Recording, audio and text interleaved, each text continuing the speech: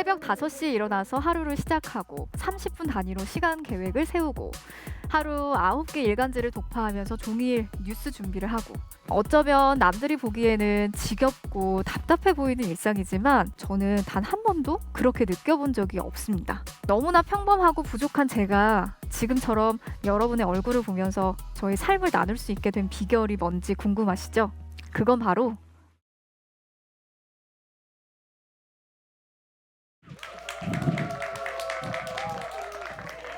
네, 안녕하세요. MBC 아나운서 이재은입니다. 저는 현재 햇수로 5년째 MBC 뉴스데스크를 진행하고 있는데요. 아마 뉴스나 방송을 통해서 저를 보신 분들도 계시겠지만 요즘은 얼마 전에 유튜브에서 화제가 됐던 갓생 살기 브이로그를 통해서 저를 알게 되신 분들도 많으시더라고요. 새벽 5시에 일어나서 하루를 시작하고 아침 일찍 출근을 해서 30분 단위로 시간 계획을 세우고 하루 9개 일간지를 독파하면서 종일 뉴스 준비를 하고 그렇게 열심히 살아가는 저의 하루를 담은 영상인데요. 그런데 이 영상을 보신 분들의 반응은 정말 극과 극이었습니다. 열심히 사는 모습이 도전이 된다. 나도 올해는 그렇게 한번 살아보고 싶다 하는 분들도 있었지만 반대로 대체 왜 그렇게 열심히 살아요? 매일 똑같은 일상이 너무 답답해 보여요. 라고 말하는 분들도 있었습니다. 맞습니다. 저의 하루는 마치 복사 붙여넣기를 한 것처럼 정말 똑같습니다.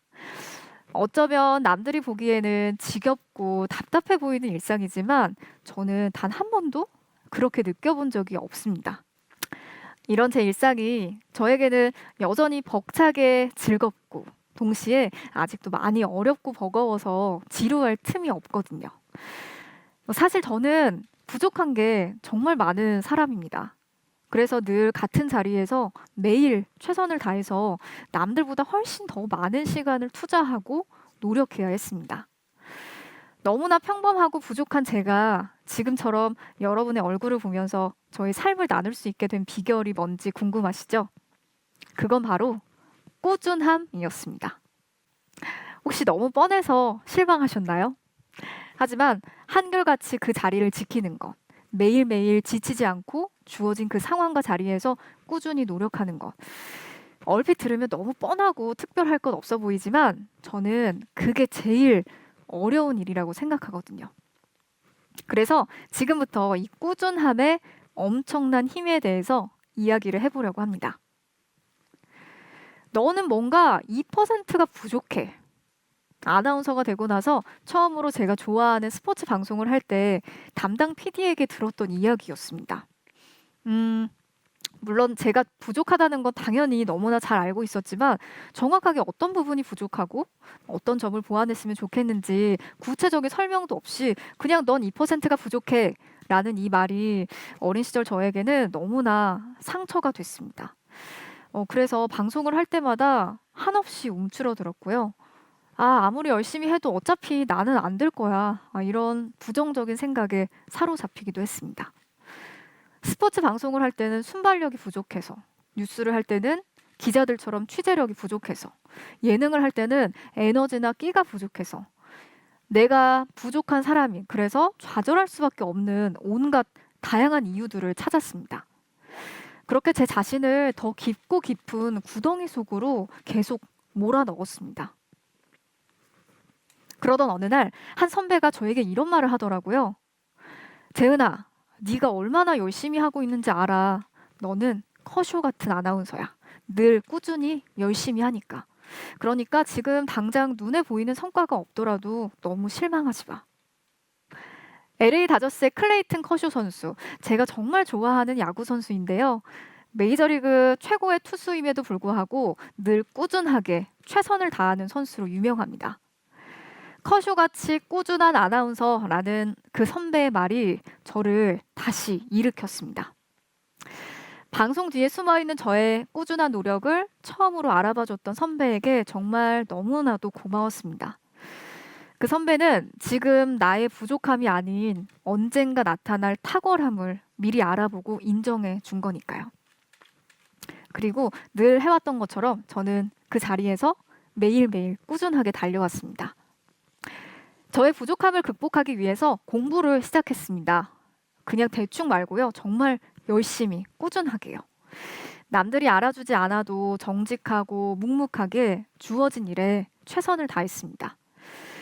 제가 담당하고 있는 스포츠 방송을 잘 해내기 위해서 프로그램에서 다루게 될 모든 경기를 다 챙겨봤고요. 방송 전날부터 스포츠국에 내려가서 선배들이 편집하고 있는 영상들을 옆에서 하나하나 챙겨봤습니다. 편집실 구석에서 밤새 공부를 하다가 분장 받는 시간마저 아까워서 전날 받은 화장 그대로 다음날 아침 방송을 하기도 했습니다. 대부분의 시간을 그렇게 스포츠국에서 보내다 보니까 선배들은 너 같은 아나운서 정말 처음 봤다 이러면서 스포츠국에 자리를 줄 테니까 사무실을 아예 옮기라면서 농담을 하기도 했습니다. 또 올림픽 현장에 가면요, 가장 먼저 출근을 하고 가장 늦게 퇴근을 했습니다. 하루 서너 시간씩만 잠을 자면서 중계를 열심히 준비했습니다. 그렇게 하루하루가 쌓이다 보니까 어느 순간 스포츠의 세계에 정말 깊숙하게 들어가 있었습니다. 경기 리포팅부터 시작해서 선수 인터뷰, 스튜디오 진행, 그리고 중계까지 제가 할 수 있는 일들을, 그리고 그때그때 맡겨진 일들을 차근차근 해 나갔습니다. 꾸준함을 유지하는 비결 중에 가장 중요한 건 지금 이 순간에 집중하는 겁니다. 더 큰 무언가를 바라보고 기대하고, 물론 더 큰 꿈을 갖는 것도 정말 중요하죠. 하지만 지금 나에게 주어진 일, 지금 이 순간에 최선을 다하지 않는 사람에게는 더 큰 꿈도, 더 큰 무대도 절대로 없다고 생각합니다. 저는 꿈을 향해 달릴 때 머릿속 계산기를 지워버렸습니다. 지금 이 일을 하면 나중에 이런 식으로 도움이 되겠지? 라는 생각도 의미가 없었습니다. 얼마 전에 대통령 선거가 있었죠. 저도 그날 오후 4시부터 새벽 2시까지 9시간 넘게 선거 방송을 진행했었는데요. 저도 처음부터 메인 MC를 하게 된 건 아니었습니다. 첫 선거 방송 때는 낭독조라고 해서 지금은 선거 캐스터라고 부르는데요. 화면에는 나오지 않고 목소리로만 현재 개표 상황을 전해주는 그런 역할을 했습니다. 그리고 그 다음 선거 때는 VR 스튜디오에서 현재 투표율, 득표율 등을 전했고요. 그 다음 선거에서 드디어 메인 스튜디오로 옮겨가서 AR을 활용해서 좀 더 다이나믹하게 개표 상황을 전했습니다. 그리고 그 다음 선거 때 드디어 MC를 맡게 됐습니다. 제가 처음 선거 방송 낭독조를 한 이후에 10년 만에 하게 된 MC 역할이었습니다. 당연히 그럴 일도 없었겠지만 만약에 제가 처음부터 바로 MC를 했다면 아마 저는 제대로 말도 못했을 뿐 아니라 분명히 방송 사고가 났을 거라고 생각합니다. 아니면 상황을 제대로 이해하지도 또 설명하지도 못하고 그냥 멀뚱멀뚱 서 있기만 했을지도 모르겠습니다. 차근차근 공부하고 배우고 익힌 다음에 MC를 하게 되니까 제 역할뿐 아니라 전체적인 상황을 파악할 수 있었고 그만큼 진행하기도 훨씬 수월해졌습니다. 선거 방송뿐 아니라요. 섹션 TV 연애통신이라는 프로그램 역시 1년 넘게 현장에서 리포터 활동을 하다가 몇 년 뒤에 MC를 맡게 됐습니다. 스포츠 프로그램도 마찬가지였습니다. 제가 중계 캐스터를 하기까지 정말 다양한 선수 인터뷰에 현장 리포팅을 거쳐서 할 수 있었습니다. 그렇게 눈에 잘 띄지 않고 크게 주목받지 못하는 역할이라도 연연해 하거나 조급해하지 않았습니다. 저는 늘 보이지 않는 곳에서도 조금씩 천천히 꾸준하게 달려가고 있었습니다. 그리고 그 모든 과정이 감사했고 즐거웠습니다. 그렇게 서두르지 않고 조급해하지 않고 그때그때 나에게 주어진 역할에 충실하다 보면 가장 완벽한 타이밍에 기회가 찾아옵니다. 훈련의 과정 없이 처음부터 내 능력 이상으로 중요한 역할을 맡았다면 스스로가 버거워서 제대로 감당해내지 못했을 겁니다. 그 자리에 걸맞은 실력을 꾸준하게 쌓아야 무슨 일이든 더 오래 잘 해낼 수 있습니다. 당장 눈에 보이는 성과에 욕심 부리지 말고 조급해하지도 말고 그때그때 주어진 상황에 집중하는 게 중요합니다. 그리고 저는 그렇게 차근차근 준비하면서 때를 기다렸습니다. 어느 날 갑자기 기회가 하늘에서 뚝 떨어지지는 않으니까요. 준비된 사람에게 기회가 찾아오고 훈련된 사람이 그 기회를 잡을 수 있습니다. 자, 꾸준함을 유지하는 방법 다른 하나는 하루를 더 꼼꼼하게 계획하는 겁니다. 시간은 언제나 한정적이고 제한적이죠. 우리 에너지도 마찬가지고요. 모든 일을 동시에 완벽하게 처리할 수 없기 때문에 우선순위를 잘 정하는 게 중요합니다. 제 플래너를 살짝 보여드리면요. 먼저 우선순위를 주제별로 정하고 이걸 바탕으로 30분 단위로 계획을 세웁니다. 저는 이렇게 업무, 하루 루틴, 약속이나 미팅, 살 것, 할 일 등으로 나눠서 우선순위를 정리하는데요. 그리고 그걸 바탕으로 30분 단위로 계획을 세웁니다. 자, 먼저 고정된 스케줄을 채워넣고 나서 나머지 시간을 중심으로 계획을 세웁니다. 이렇게 하루의 시간을 좀 더 잘게 쪼개서 더 구체적으로 정리를 하다 보면 낭비하는 시간이 없이 하루를 더 알차게 보낼 수 있습니다.